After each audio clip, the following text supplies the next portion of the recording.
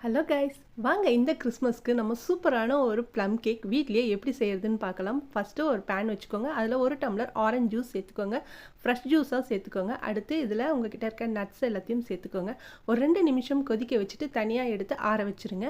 அடுத்து ஒரு பவுலில் 1 கப் சர்க்கரை, 1/2 கப் தயிர், 1/4 கப் ரிஃபைண்ட் ஆயில் சேர்த்துட்டு நல்லா மிக்ஸ் பண்ணிக்கோங்க.